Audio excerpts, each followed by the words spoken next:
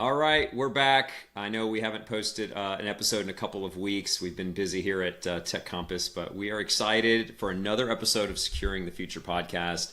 And we've got my buddy Brad Bell here joining us. Brad and I know each other a little bit. He's the former CIO CISO at Infoblox, has an incredible background, over 25 years experience in IT, security, leading major companies like Sonos and worked at Microsoft. So welcome, Brad. We're really excited to have you on the show.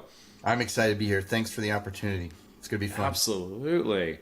So we're going to be talking about really a topic around not assuming that you're secure as a company, but how this landscape has changed. And a lot of it has been around the ransomware attacks and how that dynamically changes how a security organization thinks about how to stay secure. And so assume that you're going to get breached, right? And then reverse engineer from there. How are you approaching security? So Brad, we're really excited to talk about this. We'll let you kick it off with kind of maybe just a little bit about what you see from your perspective on the landscape right now.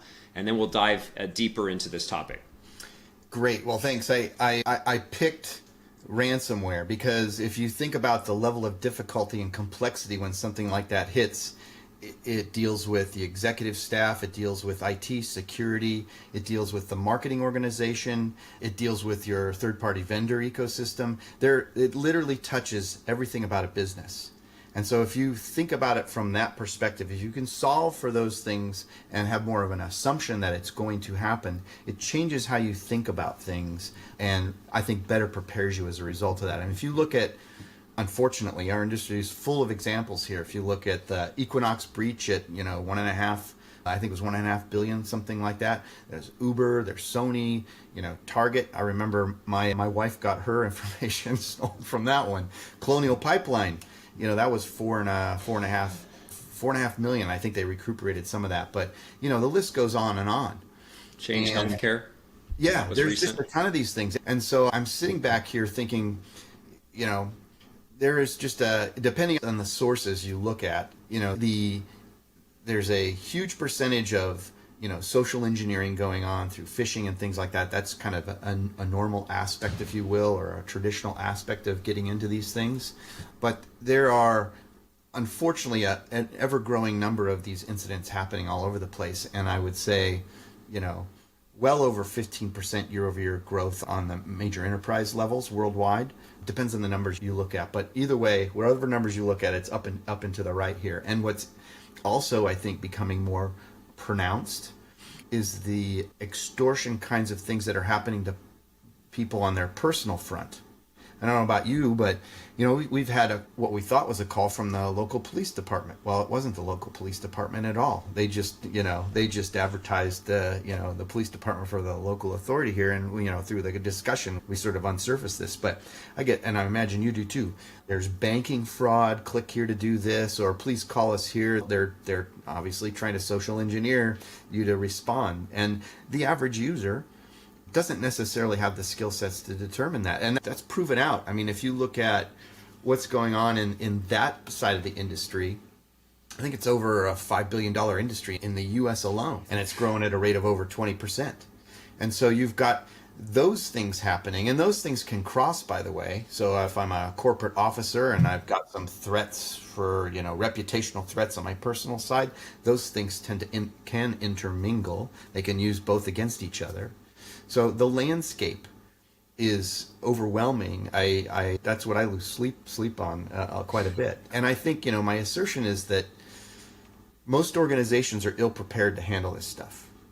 And some of it's a function of investment, some of it's a function of, well, I think we're okay because I've got a decent tool set. And so, but when you really walk through what it takes to drive resolution in something like that hierarchy, that ransomware attack, you really start to rethink, what do you need to do?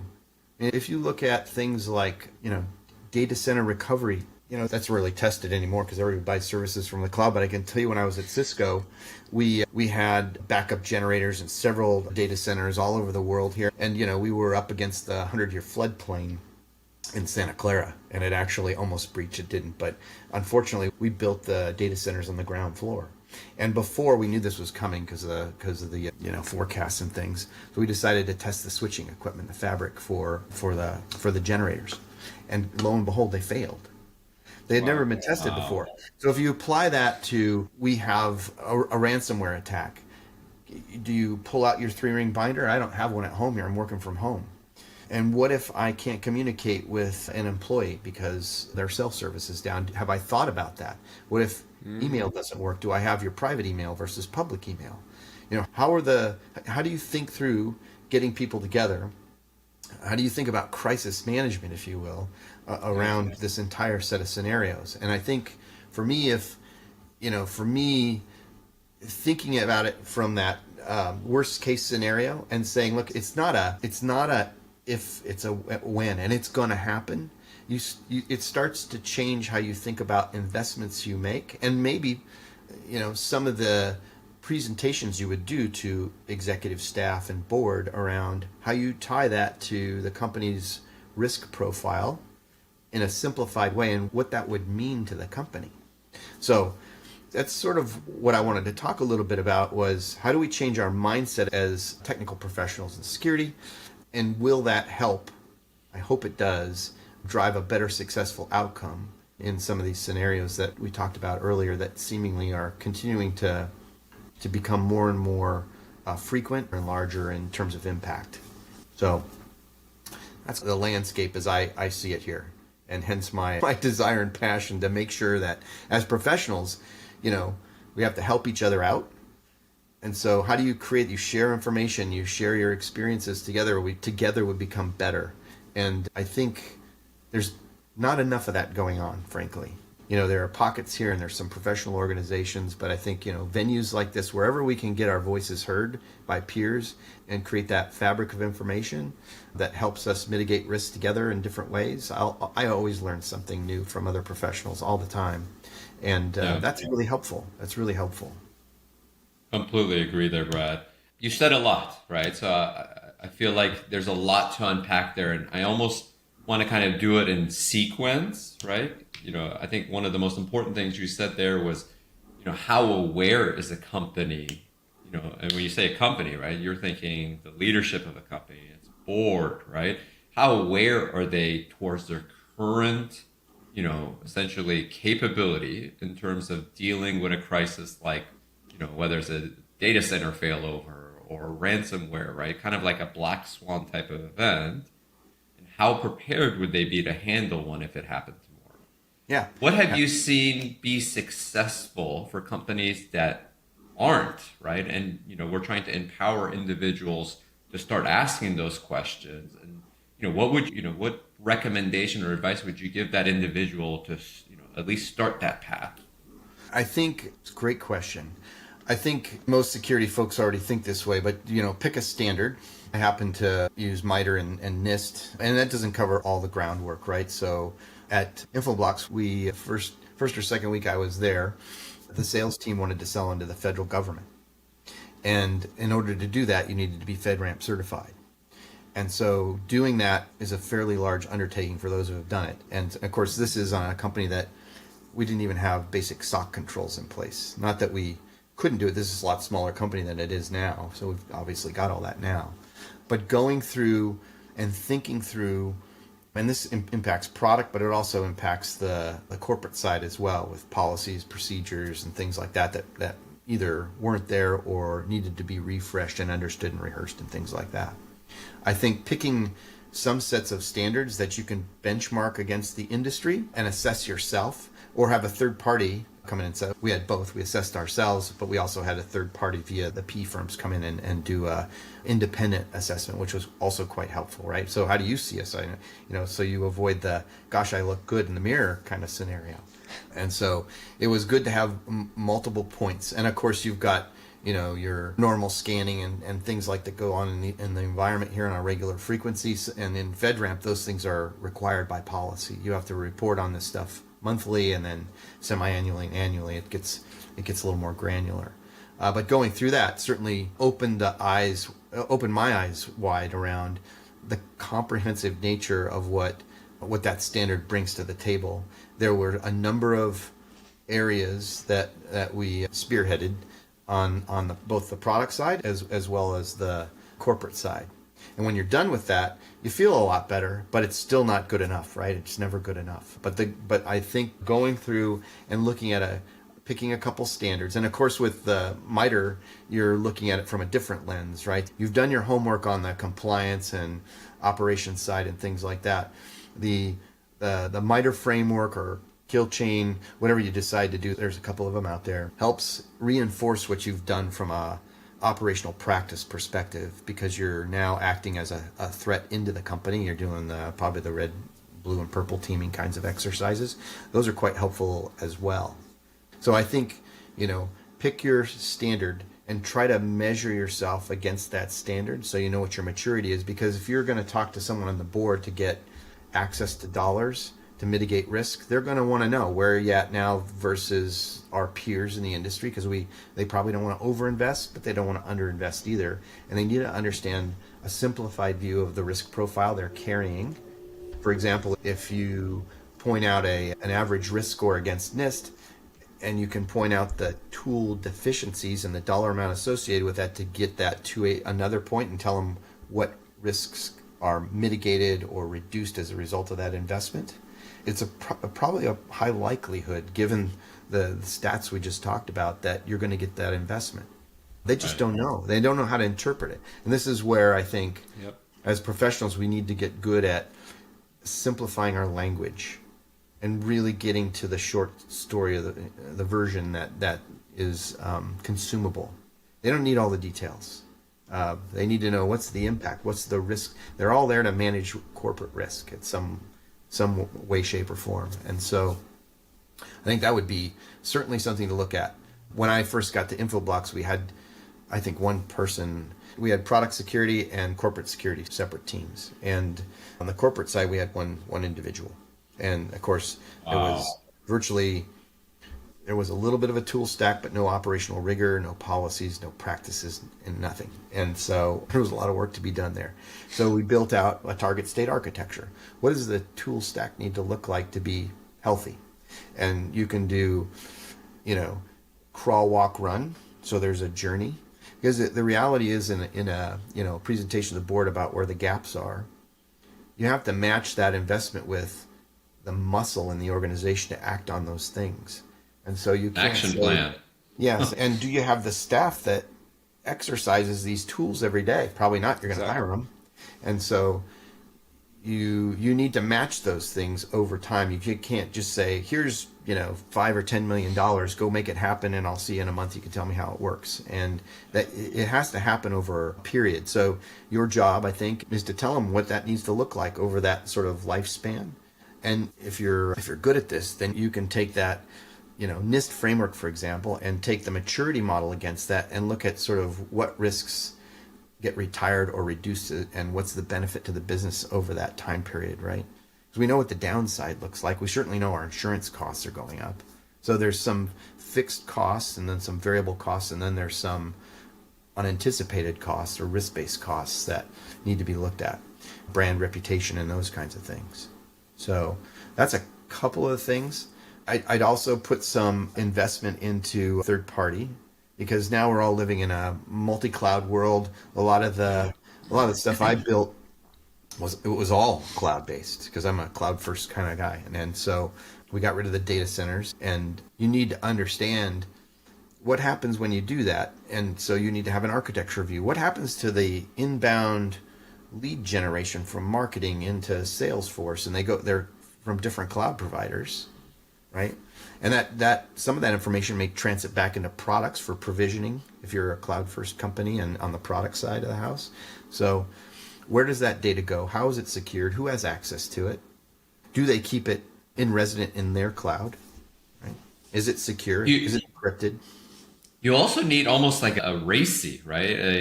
Yes. A RACI model that identifies roles and responsibilities when you're in the cloud, because when you're on-prem, right, you can very much, have walls. You can have, this is where my data goes. Here's my 3-tier architecture. But as you move to the cloud, where's your data? Who's got access to it? What controls are in place to safeguard that data? right? And the RACI model is different, right? Like if someone is using it might not be a technology person that owns that, SaaS service on behalf of your company. And are they, security minded? Do they think about what data is being collected, stored? How is it being accessed, right? So to your point, the cloud, there are definitely better, controls available in a lot of these providers. But then you have to, logically understand, how your company is specifically using them and make sure that you're properly protecting, the right data and access, right? And that's very complicated, and it's a moving target day to day. Well, this is why I think there's a great marriage, professional-wise, with security professionals and IT. IT has all the systems and the backbone and the endpoint devices, and then there's the security professionals who are looking at how does data transit these platforms, and where is it stored for how long, and is it encrypted, in state, in resident, and all that kind of stuff. And so that's an important. A lot of times I see those organizations and many others. Of course, if you have, as you mentioned, someone doing sales ops and they own the configuration of Salesforce, for example, you need to bring all those teams together to have this conversation in some way, shape, or form. Because, and probably, in Infoblox, certainly HR was involved, because what I tried to do was, what happens when Brad the seller becomes, Brad the product marketing engineer or something like that. My rights and access privileges need to change commensurate with my move in the company. And then we need to decommission the license for a whole nother reason and rehydrate it for someone else in the organization. Those things all have to do with this notion of end-to-end architecture, which also becomes really important. When I first got there was no managed endpoints anywhere, and everybody bought their own and expensed it. So you had a heterogeneous mix of endpoints and no endpoint protection going on and no inventory control. So now, obviously, that's all fixed. But, when you're a small company, these things happen. And all the more reason to start to think differently about, how to attack this, and more importantly, how to create some visibility to this and the associated risks. Because, all these things accrue to your ability to mitigate that risk when things like ransomware hit. As again, I use ransomware as like the top of the pyramid, because it's not about just endpoint. You're activating marketing, and there's brand reputation, and now there's social media impact. And so what's our philosophy as a company about how we want to communicate, how frequently we want to communicate? There's the saying that bad news doesn't smell sweeter over time, right? And so if your corporate culture says, look, we want to be transparent for our customers and open in things, we want to get ahead of that, that's a great consideration. But somebody besides the security and IT professionals needs to make that decision. That's a business decision. We can help facilitate it. And then how do you get together as an e-staff? Who manages the crisis front, if you will, on any of these kinds of things? And, there's a bunch of policy things that have nothing to do with technology around that. And so who's thinking about it? Who's testing it? And that needs to be exercised regularly in a company. Because I can guarantee you, when one of these things happens, people aren't going to be ready. Where was that information? I just had the review in e-staff, and we spent 2 hours on this, and I can't remember where it is. So I don't know who to call. I don't know what my role is. I don't know how to show up. So and as security and IT professionals, we need to anticipate that, right? Because everybody's got a day job, and it doesn't necessarily have to do with a specific situation. And so how can we design things to make that professional response easier for that person to engage?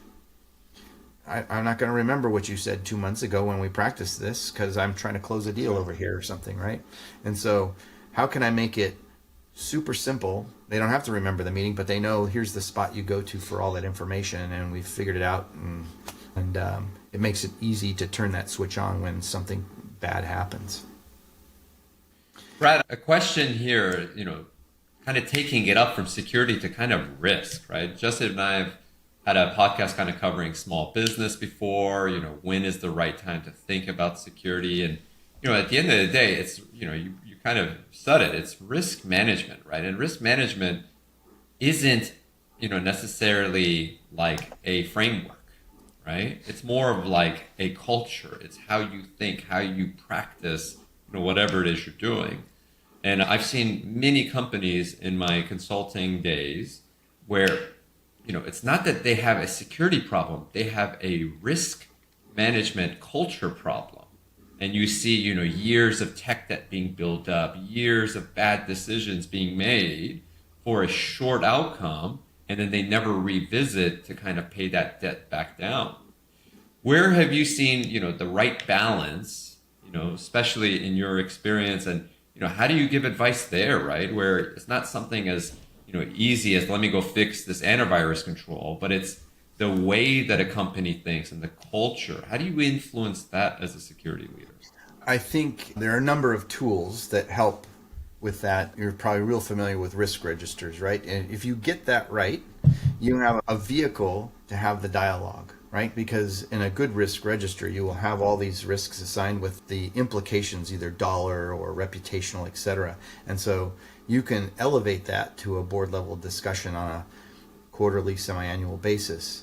And it should be reviewed by the E-staff regularly, because those things go in and out all the time. But it's a place where the company as a community can drive a list of stuff they think is impactful, and what you decide to do with it, how you disposition it.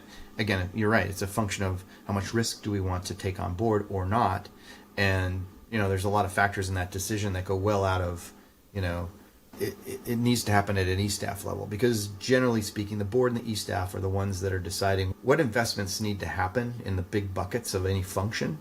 And so this is the chance for security professionals to get in front of the board and say, hey, we're a big bucket too, or a small bucket, but the implications of doing this poorly are significant. All the other buckets won't matter potentially. Right. And so you can't really avoid it and be naive about it. And so I think that's one of the ways to do it. There are others. But, I don't think the boards necessarily understand that, when you have an event like this, the complexity of that response and the potential impact of this. Sure, you read the news, but I mean, just operationally, if you were going to, be impacted from a systems perspective, those things are on average roughly 6 weeks to remediate. And the stats I've seen out there are those that have paid the ransom. 90% of them get hit again because they've paid that ransom. It's like it's a chicken and an egg thing. If you do, you're subject to more. If you don't, then you might be in trouble there. But the ones that do pay, 30% or more fail to recover their backup scenarios, as we talked about before. So that's a big number. And you're assuming I've got great backups. But hey, what if in your process of backing up, you actually backed up the very thing that infected you? And so when you bring up your backup version, you've just brought up that thing again. And so unteasing how to recover becomes really important, surgical. And the companies that have dealt with this, the aforementioned the list, they've all dealt with this stuff. And there are companies that can help with that, right? The forensics and how you bring things up and when. So simply turning on those switches is not a good idea. You need to be very, very careful. And I don't, again, those are things that aren't practiced well enough, if at all. And the smaller you go in a company, probably the less that exists in terms of practice, right? The larger companies have larger surface area, they're more complex, and therefore they're more subject probably to ransomware attacks and things like that. But that doesn't mean there are things that as a smaller company you can't anticipate around and build capabilities and at least have a lightweight capability at hand, because it can be massively disruptive. And I think, go ahead.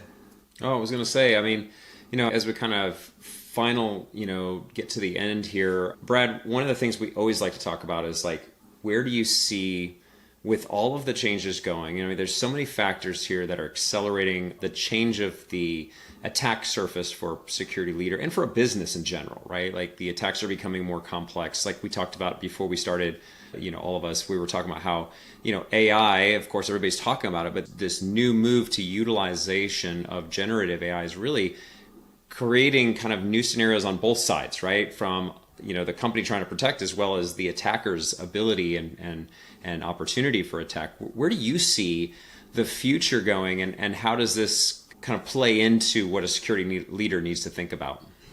That's a big question. I know. best you can. I think obviously, unfortunately, this universe is going to continue to expand. Those players are going to continue to try to do bad things. And I don't think that's going to change. And so you've got democratization, if you will, of these toolkits to do bad things and harm out there for hobbyists available. AI can only help accelerate their capability where they don't necessarily have the deep skill sets to do it effectively. You've got, I always think about this too, this notion of digital currency. Today, we can put sanctions on nation states, right? Because, the dollar's the standard. But when you go to digital currency, you can start to do a lot of things in the gray market and maybe not have that be as an effective deterrent. So what do things like that mean for our future as a nation relative to being a global citizen and trying to, make sure that everybody's living on the planet the right way? I think we're going to see, larger and larger attacks on cloud players, primary cloud players. They all have, very large security teams, and I'm sure they're busy. But I think, unfortunately, again, AI will be a helper on the attacker side. I think there's more expansion of methods and procedures around this, I mentioned call spoofing, I had the police department kinds of things. There's more personal kinds of things. That's a hyper growth area, personal exploitations. Huge. I think, we've seen what can happen on the political landscape. I think that's going to come front and center here, if it hasn't already, very shortly. And, the deep fakes and AI will play a role in that. And again, there's not a lot of policy yet.